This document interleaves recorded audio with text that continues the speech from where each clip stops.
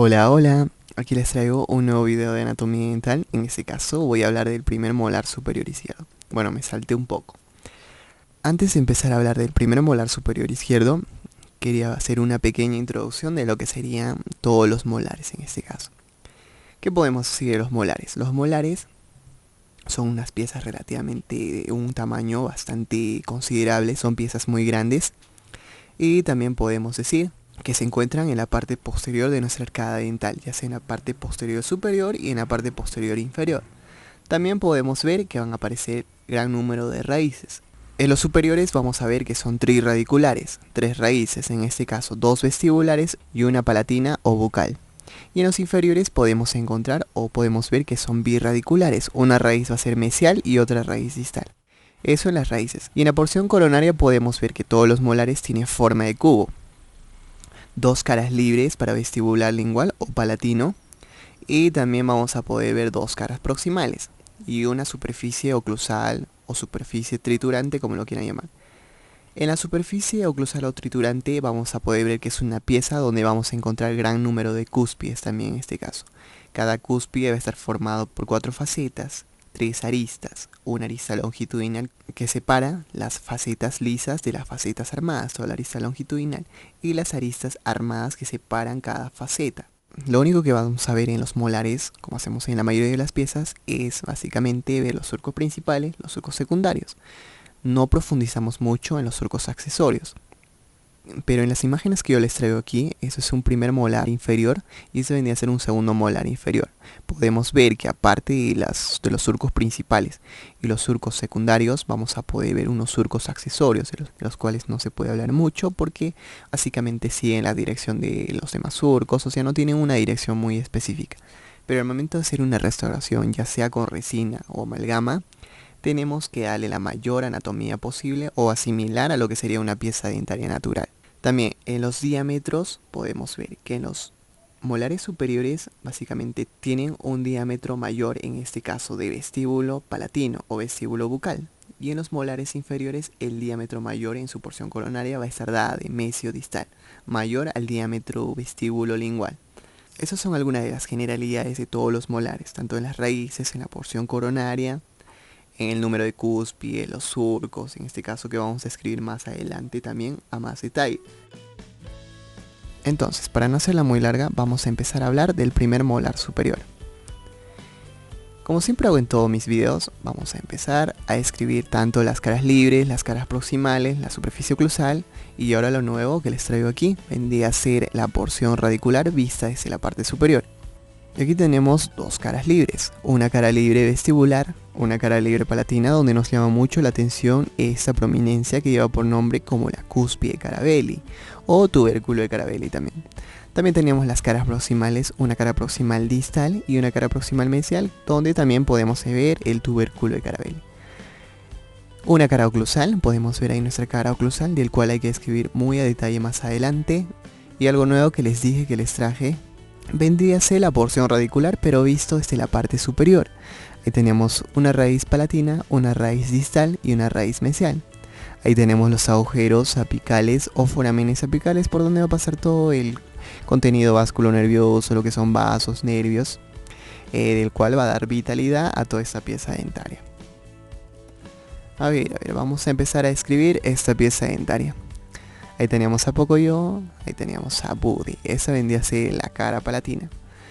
Podemos ver que la calcificación básicamente comienza a las 25 semanas, erupciona a los 6 años como se puede ver aquí y termina la erupción de 9 años. Entonces la erupción de esta pieza dentaria, o donde vamos a llegar a tener esta pieza dentaria, vendría a ser de los 6 años hasta los 9 años. Dentro del rango de ese tiempo vamos a tener esa pieza. Las longitudes y las dimensiones, a ver, ahí tenemos las longitudes y las dimensiones, siempre los paro mostrando aquí. Esto vendría a ser mesial y esto vendría a ser distal. La longitud total de esta pieza dentaria vendría a ser de 22 milímetros, que es una pieza bastante grande. La porción coronaria vendría a ser de 7.7 y la resta de ambos vendría a ser la porción radicular, que vendría a ser de 14.3. Esas son las longitudes, y las dimensiones de mesio distal podemos ver que tiene 10.3 milímetros. De la misma forma nos ubicamos. Esto vendría a ser el vestibular y esto vendría a ser palatino. Esta vendría a ser una vista distal. Entonces la dimensión de vestíbulo palatino o el diámetro transversal en este caso vendría a ser de 11.8 milímetros. Ahora, hay algo que nos importa mucho.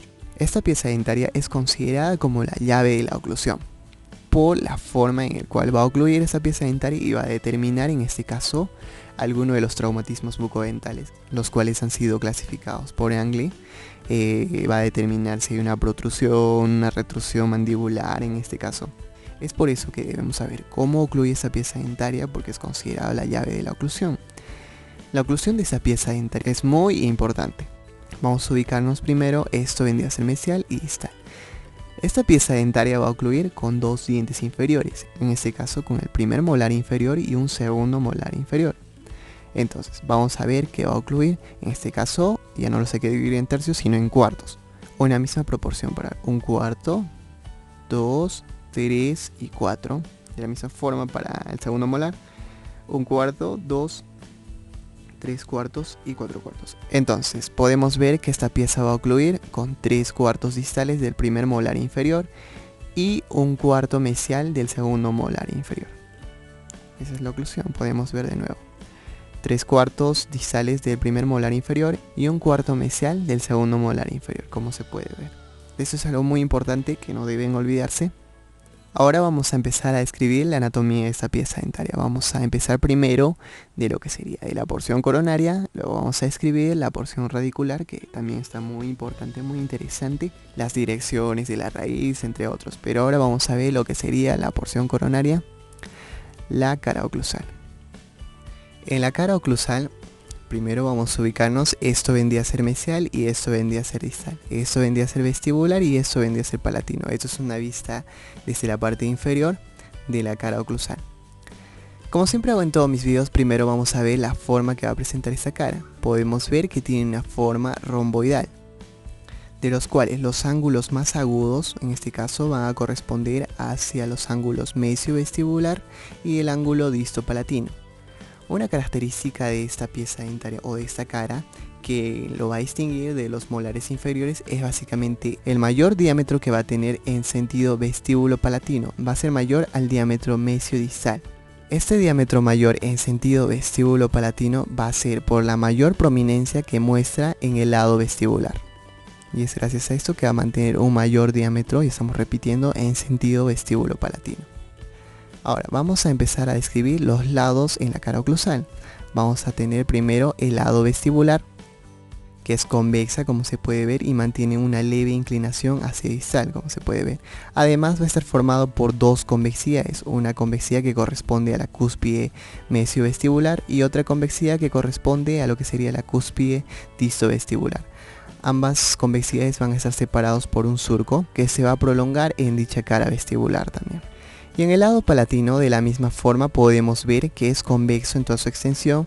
Además de eso va a mostrar dos convexidades que corresponden a cada una de las dos cúspides que se encuentran en el lado palatino. Pero hay algo, la convexidad o la oblicuidad del lado palatino y la convexidad del lado vestibular, ambos convergen a lo que sería, como se puede ver, hacia distal, o se cierran en cierto modo a lo que sería hacia distal. Eso en la cara vestibular y palatino, y en las caras proximales, como se puede ver aquí, ambos son muy convexos, como se puede ver, son convexos en toda su extensión. Se dice que esta pieza está levemente rotada, y es por eso que va a mantener una dirección de vestibular y mesial hacia distal y palatino, o disto-palatino. Es una pieza levemente rotada. Se dice que la convexidad del lado distal es paralelo a la convexidad del lado mesial, o en ocasiones se dice que la convexidad del lado distal y la convexidad del lado mesial son divergentes a lo que sería hacia palatino, como se puede ver acá, o se abren en cierta forma a lo que sería palatino. Cuando ambos lados proximales son paralelos o la convexidad de ambos lados proximales son paralelos, entonces podemos ver que el diámetro mesio-distal en palatino es igual al diámetro mesio-distal visto desde vestibular. Pero en el caso de que la convexidad del lado distal y la convexidad del lado mesial sean divergentes hacia palatino o se abran hacia palatino, entonces podemos ver que el diámetro mesio-distal visto desde palatino va a ser mayor al diámetro mesio-distal visto desde vestibular. Eso es algo muy importante, espero que no se olviden. Ahora, después de haber visto en la cara oclusal los lados de las caras libres, vestibular, palatino, los lados proximales, mesial y distal, ahora nos toca describir lo que sería la superficie. Lo primero que vamos a poder observar en el centro de esta cara es una fosa principal que tiene por nombre, como su nombre lo dice, fosa principal central triangular. Es una fosa principal y se va a encontrar en el centro de esta cara. De esta fosa principal central triangular delimita en cada uno de sus lados una cúspide. En este caso, este lado va a delimitar una cúspide vestíbulo distal y en el otro lado del triángulo delimita una cúspide mesio vestibular y en la base de este triángulo delimita una cúspide que es la cúspide de mayor tamaño y la más redonda, que vendría a ser la cúspide mesio palatina.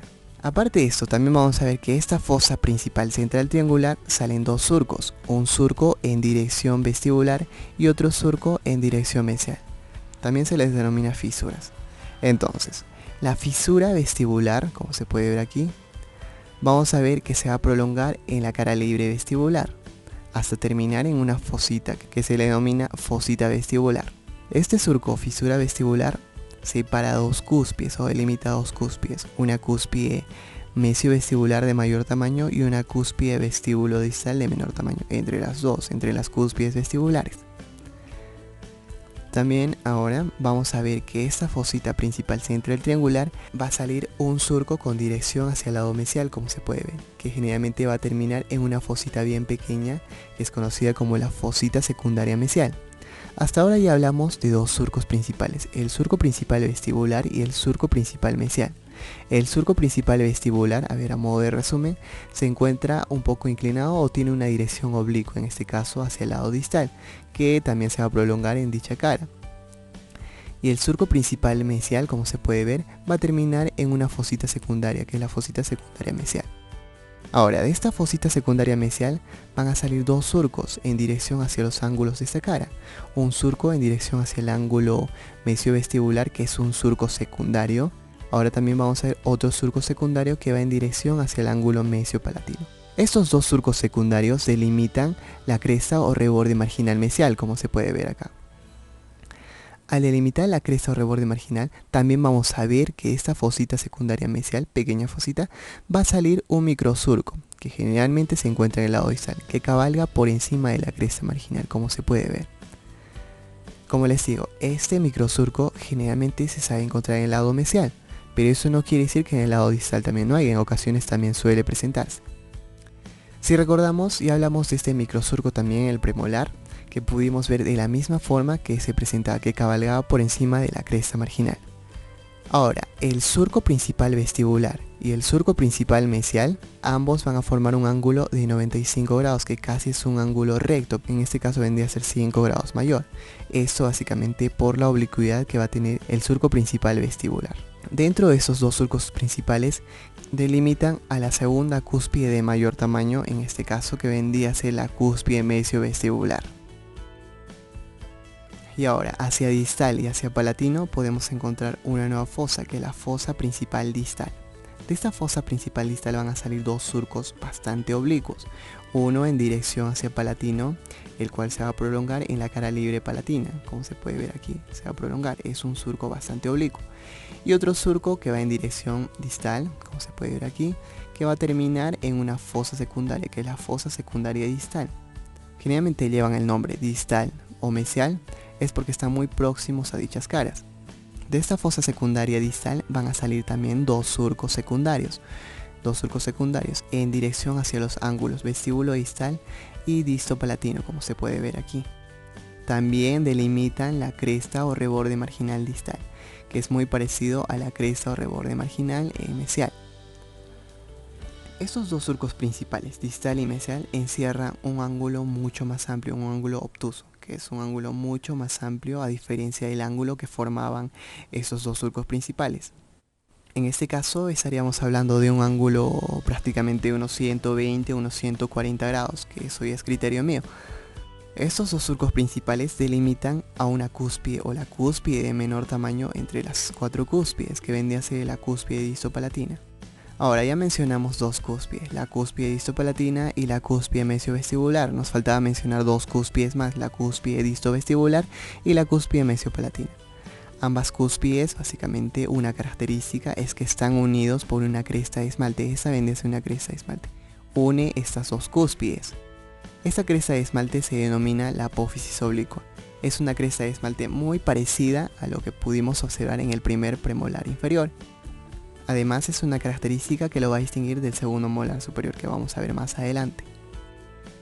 La diferencia con el segundo molar superior estaría en que esta fosa principal central triangular estaría unida en el segundo molar superior por un surco a la fosa principal distal. Ambos estarían unidos. En este caso, en esta pieza dentaria podemos observar que no están unidos, están separados por una cresta de esmalte.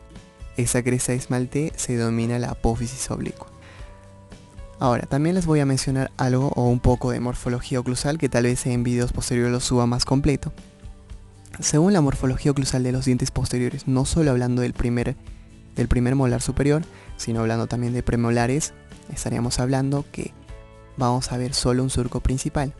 El surco principal vendría a ser todo aquel surco que va en dirección mesiodistal o tiene una dirección anteroposterior, como se puede ver acá, porque sabemos que mesial se encuentra un poco más hacia anterior y distal se encuentra un poco más hacia posterior. Entonces todos los surcos que estén dentro de ese rango vendrían a ser los surcos principales. El surco principal mesial y el surco principal distal. Y esos surcos principales, en el caso del surco principal vestibular y el surco principal palatino, vendrían a ser los surcos de trabajo. En el lado vestibular vendría a ser el surco de trabajo y en el lado palatino vendría a ser el surco de balanza. El surco de trabajo, como podemos ver aquí, se encuentra en una dirección oblicua un poco inclinada hacia distal, y el surco de balanza en palatino es este surco básicamente que se encuentra dirigido hacia la línea media del maxilar. Ahora vamos a ver lo que serían las cúspides. Vemos que esta pieza dentaria está formada, seguimos en la superficie, está formada por 4 cúspides. Una cúspide de menor tamaño que viene a ser la cúspide distopalatina y una cúspide de mayor tamaño que viene a ser la cúspide mesiopalatina, como se puede ver acá.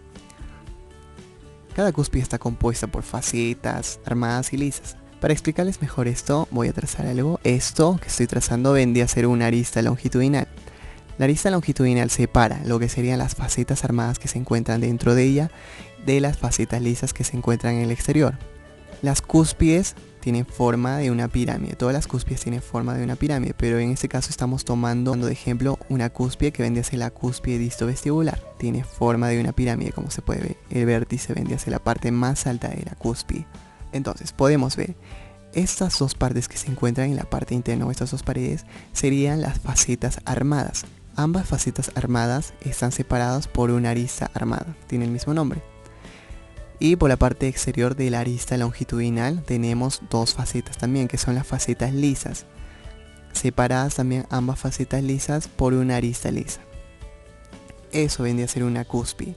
Todas las cúspides tienen la misma distribución y están compuestas de la misma forma por facetas armadas, facetas lisas. Separadas las facetas armadas de las facetas lisas por una arista longitudinal que se encuentra en esta cara.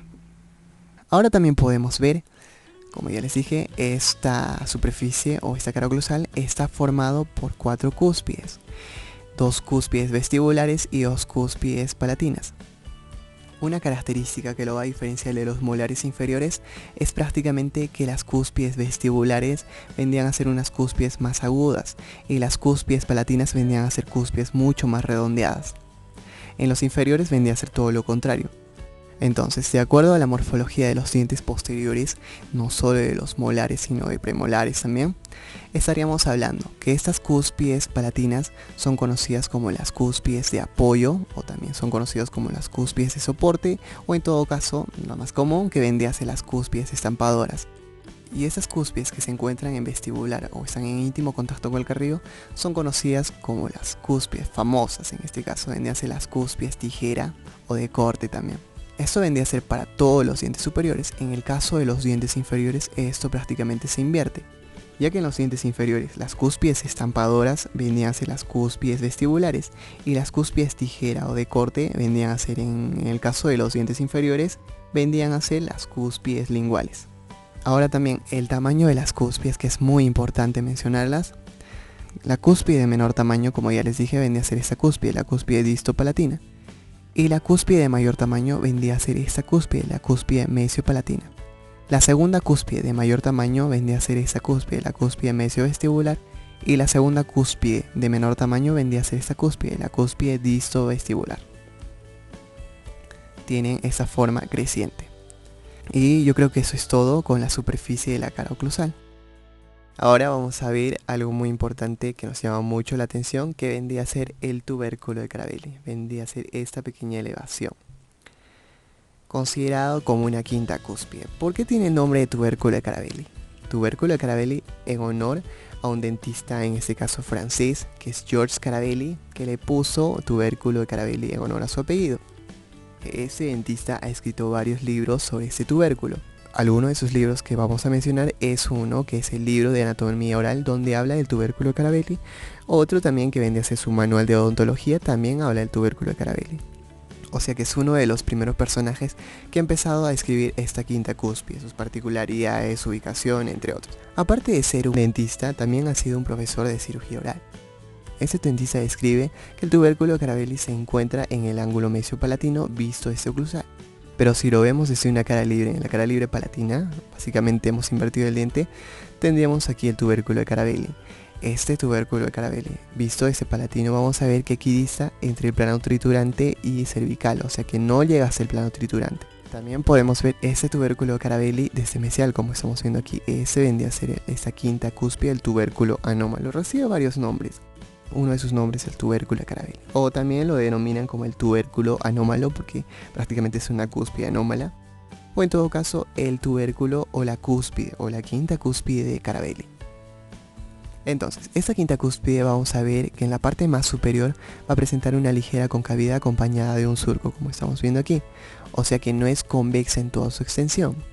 También podemos ver que antiguamente esta era una quinta cúspide neta en el lado palatino, sino que actualmente, por la dieta muy blanda que llevan las personas, se está perdiendo esta quinta cúspide, ya que en ocasiones solo vamos a llegar a tener un vestigio, una pequeña cúspide o una pequeña elevación adamantina, que es muy pequeña. Hasta en ocasiones vamos a tener solo una ligera fosita o un ligero surco, que prácticamente sería el vestigio de que alguna vez ha llegado a estar la quinta cúspide. Entonces, como les decía, es muy lógico que el lado palatino antiguamente haya tenido 3 cúspides palatinas, ya que en el primer molar inferior actualmente podemos ver que tiene 3 cúspides vestibulares y 2 cúspides linguales. Las cúspides vestibulares en el molar inferior es prácticamente porque esas 3 cúspides vestibulares en el molar inferior son cúspides que van a ejercer la mayor fuerza masticatoria. En este caso van a ser las cúspides estampadoras. Y en el molar superior prácticamente serían las cúspides, también serían las cúspides que llevan la mayor fuerza masticatoria, las cúspides estampadoras. Ambas, las cúspides vestibulares de los molares inferiores y las cúspides palatinas de los molares superiores, tienen esa función de ejercer la mayor fuerza masticatoria, o las constantes fuerzas ejercidas por la fuerza masticatoria en este caso. Es por eso que el primer molar superior ha llegado a tener esa quinta cúspide, para soportar esas fuerzas masticatorias. Y como les digo, al pasar el tiempo, por la dieta muy blanda que tienen, por no decir todas las personas, prácticamente se está perdiendo esta quinta cúspide.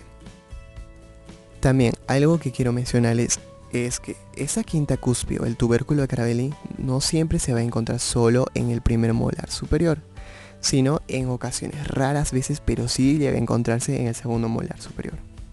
Con todo esto podemos decir también que el tubérculo de Carabelli no siempre se va a encontrar en todas las personas. Se dice que en un 58% de personas que asisten a la consulta médica vamos a encontrar ese tubérculo de Carabelli. Y en el otro porcentaje restante pues no se va a encontrar el tubérculo de Carabelli, solo se puede ver una fosita o una fisura que prácticamente es la reliquia o el vestigio del tubérculo de Carabelli. También algo que no les mencioné es que este tubérculo de Carabelli se presenta en los molares permanentes. En los molares deciduos o de leche vamos a encontrar también un tubérculo con características muy parecidas, pero en este caso no va a ser el tubérculo de Carabelli, sino va a ser el tubérculo de Zuckerkern. Pero en los dientes permanentes pues vendría a ser el tubérculo de Carabelli. Una característica muy peculiar del primer molar superior del tubérculo de Carabelli es que siempre va a ser bilateral, o sea que no siempre se va a encontrar solo en un lado. Si encontramos el tubérculo de Carabelli en el primer molar superior derecho, entonces es normal que encontremos el tubérculo de Carabelli en el lado izquierdo en la misma disposición, con el mismo tamaño e incluso con la misma forma. Les voy a dejar más información sobre el tubérculo de Carabelli y Georges Carabelli en mi blog. voy a subir un PDF, o si no lo subo en mi blog, también lo voy a subir al Facebook de nuestro canal, que está como Anatomía Dental, o en todo caso lo pueden buscar como Sadam José. Eso vendría a ser una corta descripción del tubérculo de Carabel, que es muy importante. Ahora vamos a seguir describiendo esta pieza. Seguimos con la porción coronaria. Ahí tenemos nuestra porción coronaria. Vamos a describir la cara vestibular ahora. Esto vendría a ser mesial y esto vendría a ser distal. Primero vamos a ver que tiene forma de trapecio escaleno, donde la base menor de este trapecio corresponde hacia el lado cervical y la base mayor de este trapecio corresponde a lo que sería hacia oclusal, como estamos viendo. Ahora vamos a describir el lado oclusal. Ahí tenemos nuestro lado oclusal. Primero que nada vamos a ver esto que nos llama mucho la atención, que básicamente el lado oclusal tiene forma de una W, como estamos viendo aquí, solo que los extremos van a estar bastante abiertos y van a estar separados por un surco vestibular que generalmente termina en una fosita. Este surco va a ser el surco que se prolonga hacia la cara triturante, que vendría a ser el surco principal en este caso. Este surco divide las dos cúspides, la cúspide mesiovestibular y la cúspide distovestibular. Si trazamos una horizontal y lo prolongamos con la línea intercuspida que vamos a trazar también, vamos a ver que va a formar un ángulo de 10 grados. Esto básicamente nos indica que la cúspide mesiovestibular está en un plano mucho más inferior y la cúspide distovestibular está en un plano más superior, como se puede ver en la imagen. O sea que no es mucha la diferencia, pero estamos hablando prácticamente de 10 grados. Aquí tendríamos el surco que divide también las dos cúspides. Eso en el lado oclusal, y en el lado cervical, como estamos viendo aquí, prácticamente el lado cervical estaría formado por dos concavidades hacia apical, que hacia triturante vendrían a ser dos convexidades. Ambas concavidades hacia apical están unidos por un espolo, que es prácticamente una pequeña depresión que está formada por la convexidad de las raíces vestibulares. En este caso ambas son convexas. Al momento de hacer su unión van a formar una pequeña depresión que es considerado como un espolo. Ahora en los lados proximales, ahí tenemos los lados proximales. Lo primero que nos llama la atención vendría a ser esa ligera concavidad, o que es cóncavo a nivel de un tercio cervical, ya que un tercio medio y un tercio oclusal son convexos. Y el lado distal, a diferencia del lado mesial, este sí vendría a ser convexo en toda su extensión. Eso en los lados proximales. Ahora en la superficie, que es la parte más importante. En la superficie vamos a poder ver tres zonas. Una zona superior, que es pequeña, donde vamos a encontrar dos convexidades que están en íntimo contacto con el espolón, o cerca del espolón, que prácticamente es muy pequeña. Otro que se encuentra por encima de la fosita vestibular, vamos a encontrar solo una convexidad que es larga y se prolonga en esa cara. Por debajo de la fosita vestibular vamos a encontrar dos convexidades, como estamos viendo aquí, que están en íntimo contacto con las cúspides, o vendrían a ser las convexidades que van a formar las cúspides. También en esta cara vamos a encontrar un surco, una fisura, que prácticamente sería la prolongación del surco principal que observamos en triturante. Ahora vamos a ver que se va a prolongar y vendría a ser el surco vestibular, que prácticamente termina en una fosita, como les decía, una fosita vestibular, que se encuentra prácticamente en el centro y aquí está entre cervical y oclusal.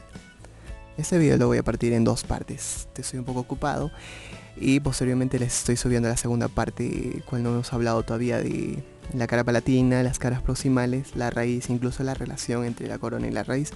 Lo voy a sacar en otro video. Ahora me despido y voy a mandar saludos a alguno de mis suscriptores. A ver, me voy a acercar un poco la PC. Primero que nada voy a enviar un saludo a CU, a Jutzito, a Roger Muñoz, Alejandra Carranza, Abigail Pazmino, Nare Nieva, Julián, Xiomara Sandoval y Andersen. Bueno, espero que el video les haya gustado. No se pierdan la segunda parte del primer molar superior, que prácticamente, como les digo, voy a hablar todavía de la cara palatina, las proximales, la relación corono-radicular, la raíz, que va a estar bien bonita. Lo estoy adornando un poco. Entonces no se pierdan la segunda parte del primer molar superior.